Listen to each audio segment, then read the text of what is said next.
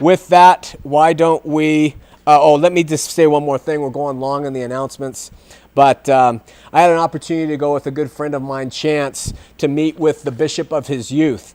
Chance asked to have his name removed from the records of the church, and his bishop, who had been very good to him as a young man growing up in his ward, wanted to speak with Chance face to face before the paperwork was sent on.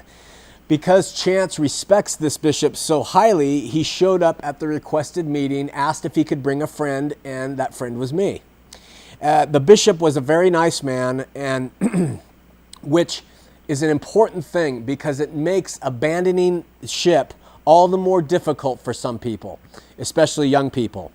The bishop bore his testimony. The meeting was friendly. When I spoke, when I first said something, the bishop looked at me and he said, "I know of you." And I said, "I know of you too."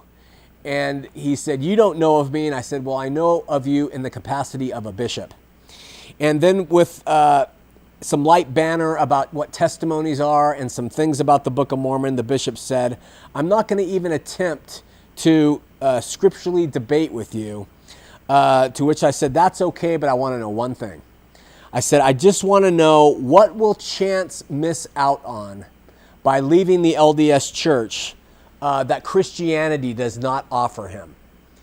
And I repeated the question for clarity, and the bishop thought for a moment, and he said, "Chance will miss out on the opportunity to be involved in the blessings of the temple, of having an eternal family, of progressing in his life, and becoming a god."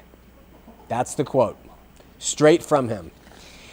And I said, "You're right. Christianity does not offer those things."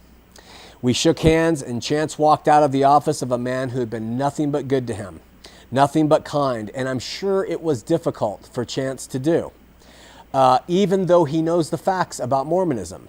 My friends, there is a cost to following Jesus Christ and truth. Out of Mormonism especially.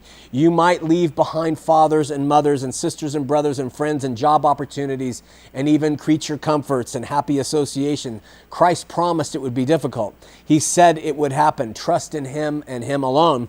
It can be difficult, but it is so bloody worth it in the end.